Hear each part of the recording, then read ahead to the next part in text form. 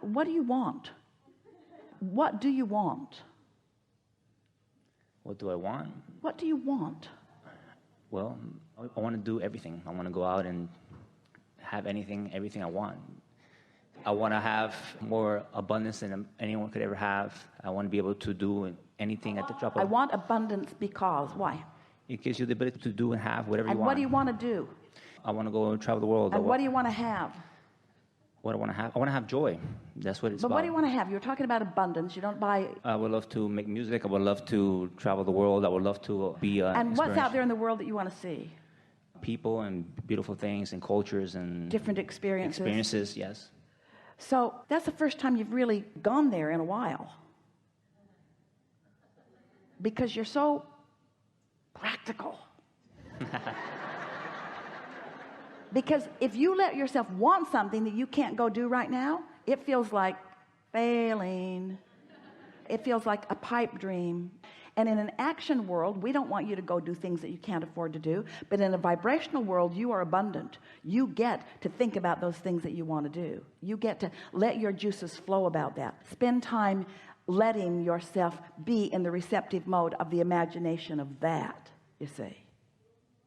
We're happy to have this conversation because usually a conversation as we're visiting with our physical friends goes something like this. I have desires. I've got lots of desires, and there are things in my way from these. But you've taken it a step further, and a lot of you have. I have lots of desires, and I've got things in my way that keep me from it. And so I hold myself from thinking about desire, because when I turn my attention to my desire, my negative emotion, as I'm aware of the condition of it not having happened yet, flares up, and then I think I'm miscreating. Did you hear that? So now what we're saying to you is, I have desires that my vibration is not allowing me to manifest right now. But I've decided to approach this life unconditionally. So I don't need the condition of that desire right now to be happy. The thought of it feels good to me. I'm going to allow myself to think about it. I'm going to allow myself to find the feeling of it.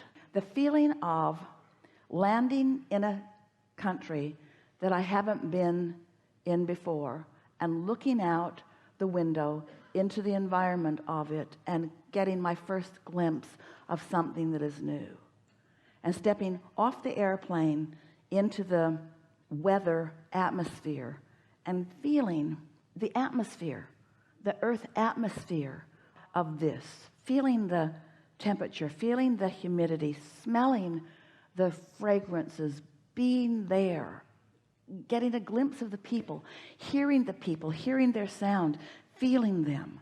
In other words, you don't have to go there physically in order to have that emotional experience. You see what we're getting at? And as you allow yourself that emotional experience, we're going to say it, we've just got to, that unconditional experience, because the condition didn't happen yet. You aren't on the airplane. You aren't on the airplane. You're not there smelling it with your nose. You're smelling it with your emotion. You have allowed the thought to manifest. So don't hold back from that.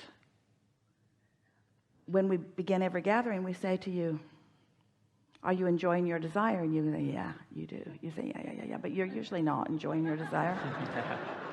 You don't really get what we mean, because what you mean is, I'm allowing myself to enjoy the desires that I'm letting myself have, because I'm keeping a close guard on not wanting more than I believe I can have, because it's torturous.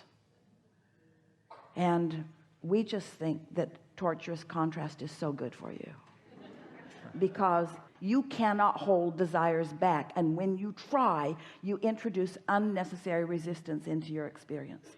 And the reason that you hold your desires back is because you've been using feedback from others who don't believe in the process, who don't understand the process, who don't believe in themselves, and who don't believe in you as your feedback.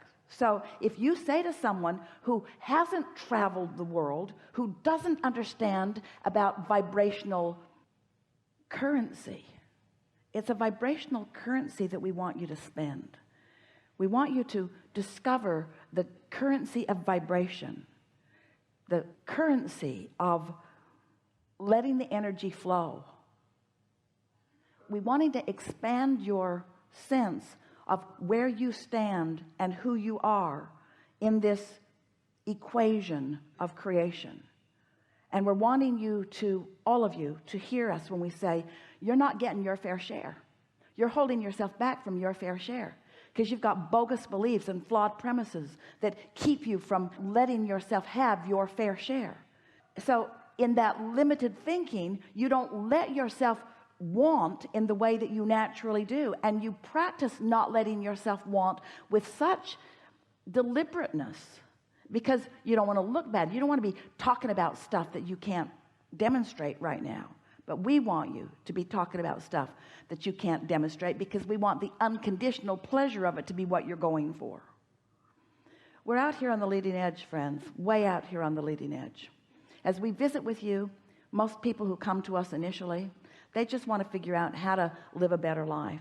They just want to figure out how to have more money and more friends and have nicer things in their life experience and to fulfill their reason for being. And it's a long list of things that you want. But few of you understand that the key to what you're looking for is a fast-moving vibration that you're up to speed with. That's really what you're looking for. If either of those elements is out of whack, if you don't allow a fast-moving vibration and you're not up to speed with it, you don't feel so good. So sometimes if you've, in the early days, you allowed a fast-moving vibration, but you weren't up to speed with it, you felt bad. And so you say, well, I'm not going to do that again. And we're saying, but don't let the thing that you give up be your fast-moving vibration. Your fast-moving vibration must be encouraged. What you want to do is get up to speed with it. So we want you to talk more with more sense of ownership of who you really are and what's coming. We want you to say things like, I am one of the most vibrationally prosperous people that I've ever met. I understand the laws of this universe. I understand how things work. I get who I am. I can feel the power of who I was when I was born. I can feel the perfection of my choices. And the contrast that I lived was so perfect for me. I launched so many rockets early in my life experience, and my vibrational reality, my vortex, is huge as a result of that early work that I did here in this physical body. I'm so happy that I was always on my path, and I always did exactly what I was here for. And I love that there is a robust vibrational calling that is calling me in a really powerful way. And I revel in every hint of it, every inkling of it that I get. I revel in that. And I love being consciously aware of my emotional guidance system. I love knowing when I'm letting myself be up to speed and when I'm not. I'm poised for the perfect life experience. I don't compare myself with one other person, because what they have, what they're doing, what they're thinking, how they're being, how they're feeling really is irrelevant in terms of my relationship with who I am. It's irrelevant in terms of who I was coming in and who I was when I was born and who I am standing here and who I am as a non-physical energy. The only thing that is important to me is the relationship between who I really am and who I'm letting myself be. And I love thinking about who I really am. I love thinking about my unlimitedness. I love thinking about my worthiness, my blessedness. I love thinking about the possibilities. I love knowing who I am, and I'm so eager about manifestations of my life showing that to me.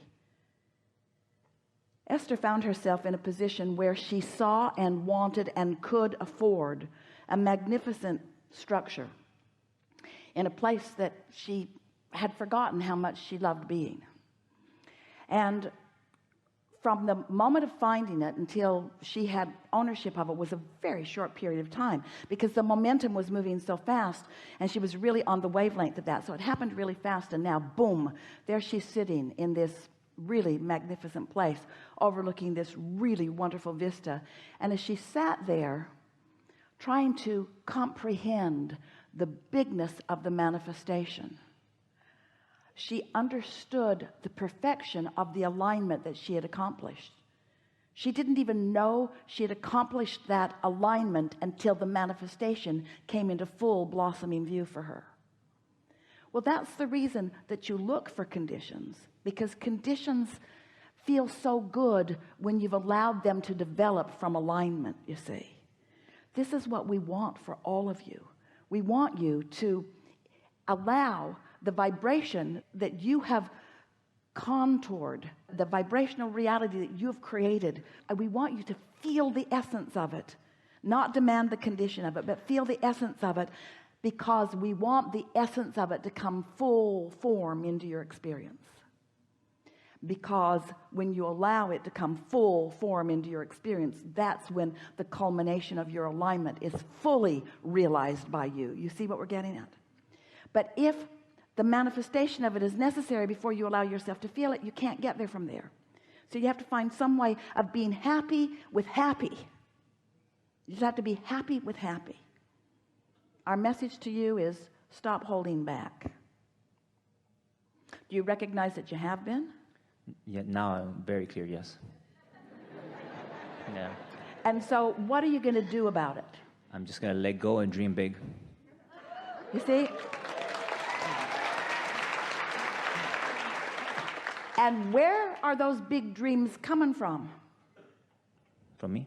You already put them there. So I'm going to let myself receive what I've put there. I'm going to put myself in the receptive mode. Dreaming big just means getting happy enough that the dream can be realized by me. Ooh, the dream, the realization. Favorite conversation ever. Wow. Could I have one more? Thank you.